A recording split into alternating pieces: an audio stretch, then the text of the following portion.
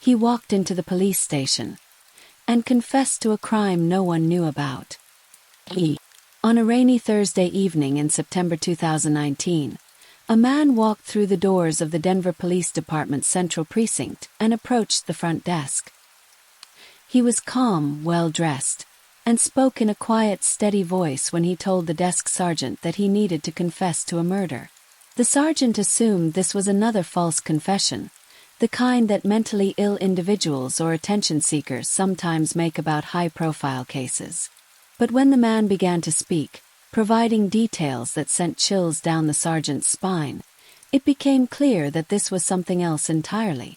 This was a confession to a crime that police didn't even know had been committed, and the investigation it would trigger would reveal a tragedy that had remained hidden for 23 years.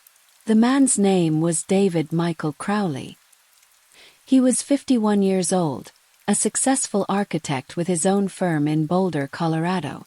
He lived in a comfortable home in the suburbs, drove a reliable car, and had no criminal record.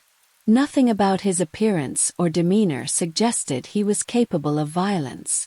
Yet he had walked into a police station and asked to speak with a homicide detective about a murder he had committed more than 2 decades earlier. Sergeant Patricia Morales, working the front desk that evening, initially thought Crowley might be experiencing a mental health crisis. False confessions were not uncommon, particularly from individuals suffering from delusions or seeking attention. But something about Crowley's composure and the specific way he spoke made Morales pause. She called for Detective James Rodriguez, who was working late on paperwork in the homicide division. Rodriguez came down to the lobby and asked Crowley to accompany him to an interview room.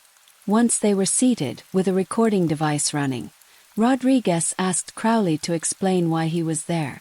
What Crowley said next would launch an investigation that would consume the department for the next 18 months. Crowley explained that in July 1996, he had killed a woman named Sarah Mitchell. He provided her full name, her age at the time of death, a description of her appearance, and details about where and how she had died. Rodriguez listened carefully, taking notes, his expression neutral but his mind racing. The name Sarah Mitchell didn't ring any bells. There was no famous case by that name, no unsolved murder that had haunted the department for decades. After Crowley finished his initial statement, Rodriguez excused himself and went to check the databases. He searched for Sarah Mitchell in missing persons reports, in unsolved homicides, in any case files from 1996. He found nothing. There was no record of a Sarah Mitchell being reported missing or murdered in Denver or the surrounding areas in that time period. Rodriguez returned to the interview room and confronted Crowley with this information.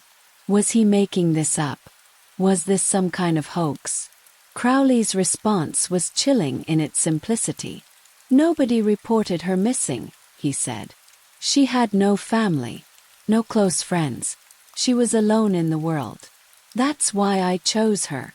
The detective felt a cold sensation run through him. If what Crowley was saying was true, then this was a murder that had gone completely undetected for 23 years. The victim had simply disappeared from the world, and nobody had noticed or cared enough to report it. Crowley proceeded to tell his story in exhaustive detail. In 1996, he had been 28 years old, working as a junior architect at a firm in Denver. He described himself as having been troubled, angry, and fascinated with death.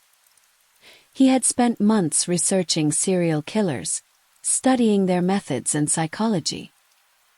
He had become obsessed with the idea of committing the perfect murder, one that would never be discovered or investigated.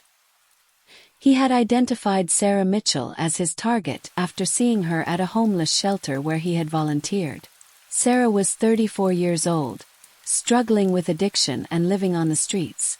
She had told Crowley during a conversation that she had no family, that her parents were dead, and that she had burned bridges with everyone she had once known.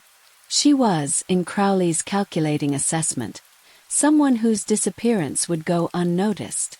Over several weeks, Crowley had befriended Sarah, bringing her food and occasionally giving her money. He had gained her trust.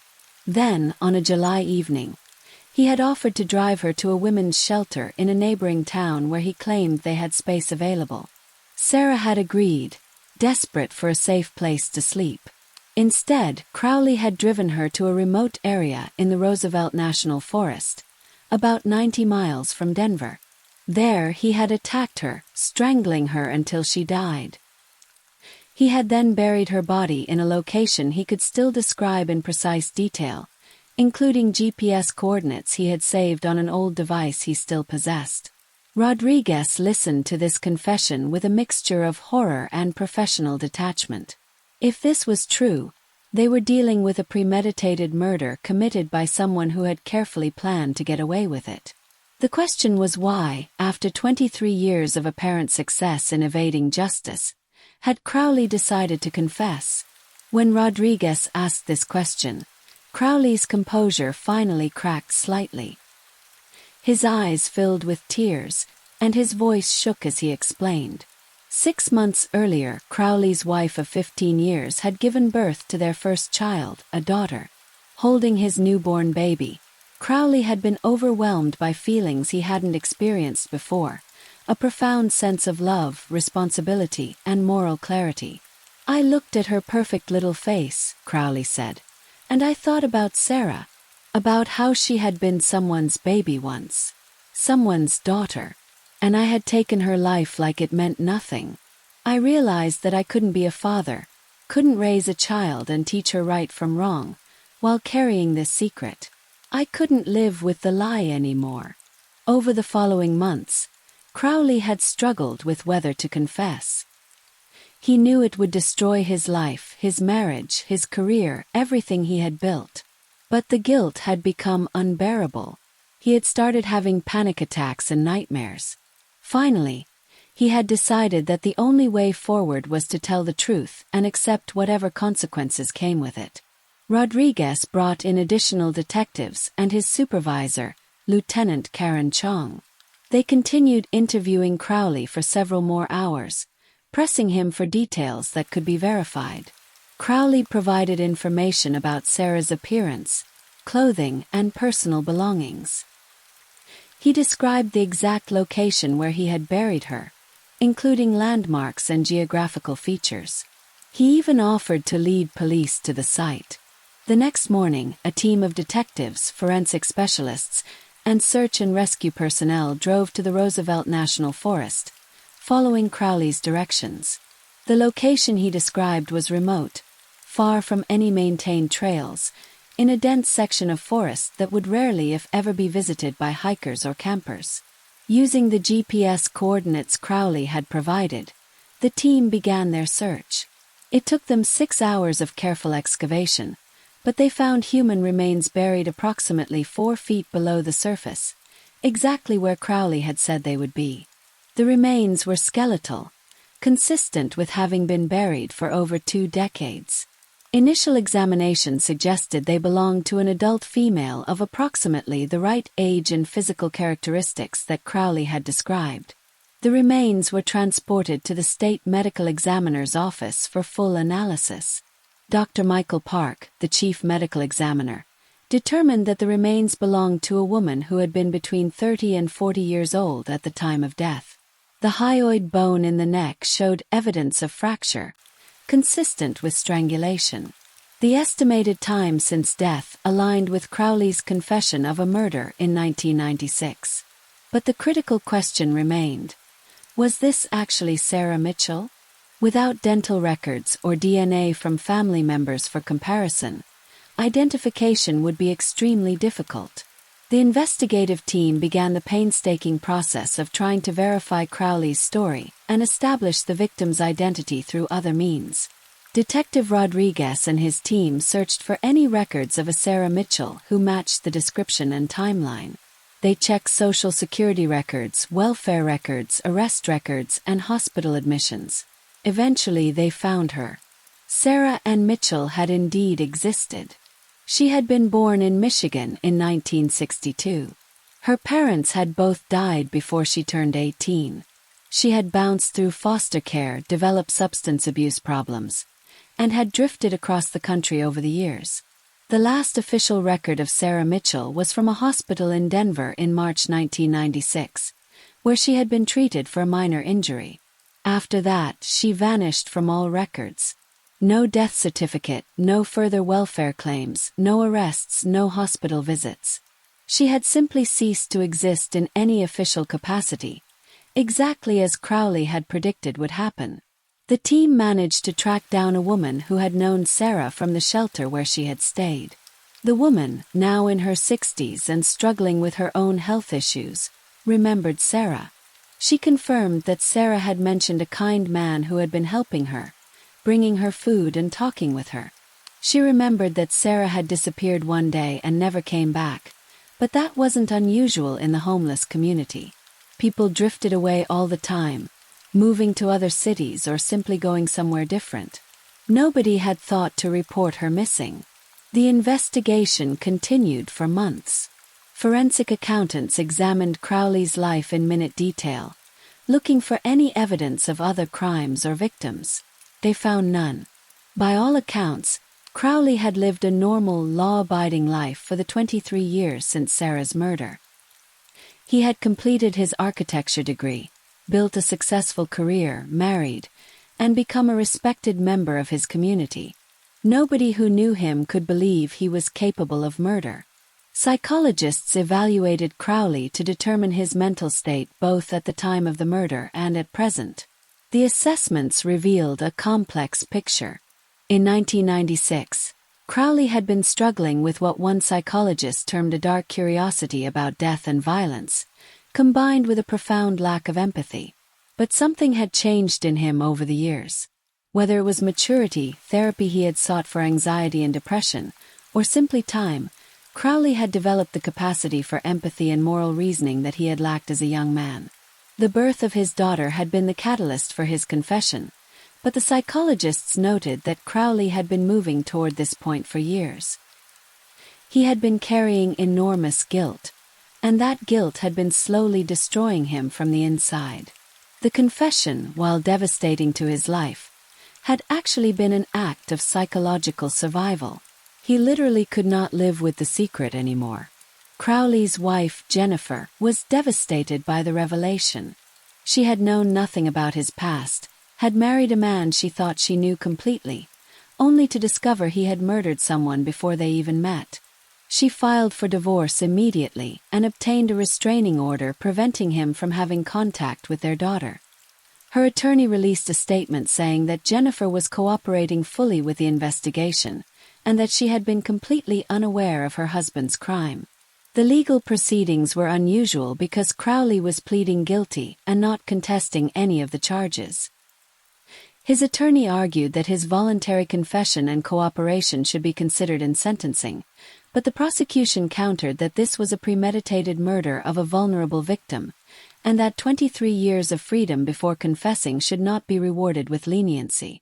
The trial, if it could be called that, lasted only 3 days. Crowley pleaded guilty to first-degree murder. The only question for the judge was sentencing. The prosecution asked for life without parole, arguing that Crowley had coldly selected and murdered a vulnerable woman, and that his confession had been motivated by self-interest, a desire to relieve his own guilt, rather than true remorse. The defense argued that Crowley's confession demonstrated genuine remorse and moral development, that he had voluntarily surrendered a life of freedom and success to face justice, and that this showed the capacity for redemption. They asked for a sentence that would allow for the possibility of parole after 25 years. The judge's decision fell somewhere in between. She sentenced Crowley to life in prison with the possibility of parole after 30 years. In her statement, the judge acknowledged Crowley's voluntary confession but emphasized that Sarah Mitchell's life had value, and that her murder had been a calculated act that deserved severe punishment. "You took everything from Sarah Mitchell," the judge told Crowley. "You took her life, her future, her chance at recovery and redemption. You selected her specifically because you believed nobody would notice or care if she disappeared. In doing so, you revealed a profound moral failing. Your confession, while commendable in some respects, does not erase the crime, does not bring Sarah back. It does not undo the 23 years of injustice where her death went unacknowledged and unpunished. The case raised troubling questions about how many similar crimes might exist, murders that go unreported because the victims are society's most vulnerable and marginalized. Sarah Mitchell had been homeless, addicted, alone. Her disappearance hadn't triggered any investigation because nobody was looking for her. She had fallen through every social safety net, and when she vanished, there was simply nobody to notice or care. Detective Rodriguez, reflecting on the case, noted its unique nature. In my 20 years as a detective, I've never had anyone confess to a murder we didn't know had happened.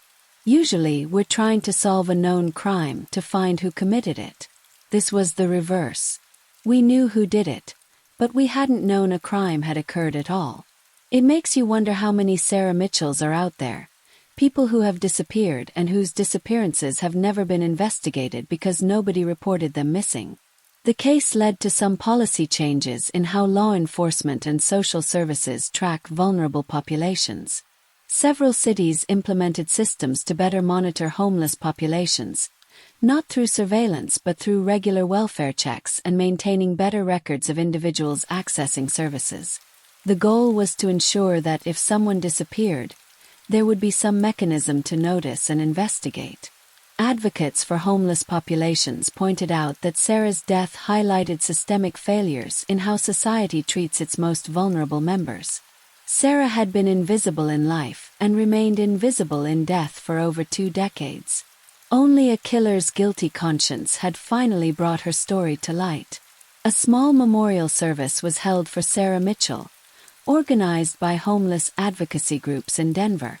About 30 people attended, most of them individuals who worked with or advocated for homeless populations. Nobody who had personally known Sarah was still alive or could be located. The service was a recognition of her humanity, an acknowledgement that her life had mattered even though society had failed her so profoundly. David Crowley is currently serving his sentence at a state correctional facility in Colorado. Reports from the prison indicate that he is a model inmate, quiet and compliant. He has reportedly expressed a desire to use his architecture skills to help design better facilities for homeless shelters and transitional housing, though whether he will ever have the opportunity to do so remains uncertain. His daughter is being raised by her mother, who has moved to another state to start over. Jennifer Crowley has said she will never allow her daughter to have contact with her father, and she has legally changed both her and her daughter's surnames to distance themselves from the crime and the publicity surrounding it. The case remains unique in criminal justice annals, a confession to a perfect crime that had succeeded completely until the confessor's conscience could no longer bear the weight of his secret. It raises profound questions about guilt, redemption, justice, and how we as a society protect and value our most vulnerable members. Sarah Mitchell's remains were cremated after the investigation concluded, and her ashes were scattered in a mountain area near Denver by a volunteer chaplain, a final gesture of dignity for a woman who had experienced so little of it in life. There is no gravestone, no permanent marker of her existence except the court records documenting her murder and the newspaper articles about the case. 23 years is a long time to carry a secret. For David Crowley, those years were apparently filled with increasing guilt and psychological torment that eventually became unbearable. His confession destroyed his life, cost him his family, and ensured he will spend decades if not the rest of his life in prison. Yet he made that choice voluntarily, walking into a police station on a rainy Thursday evening to confess to a crime nobody else knew about. Was this an act of conscience and redemption, or simply the unburdening of guilt that had become too heavy to carry? The answer probably depends on one's perspective. What is certain is that without his confession, Sarah Mitchell's murder would never have been discovered, never investigated, never punished. Her death would have remained one of countless unacknowledged tragedies, a person who disappeared from the world without anyone noticing. Now her death is acknowledged. Her killer is in prison. And perhaps there is some justice in that, even if it came 23 years too late and only because the killer himself finally chose to face the consequences of what he had done. Sometimes the conscience proves to be the most effective detective, even if it takes decades to compel a confession. What do you think? Can someone who commits a calculated murder ever truly be redeemed? Let me know in the comments below. And don't forget to subscribe for more incredible true stories that reveal the complex nature of crime, guilt, and justice.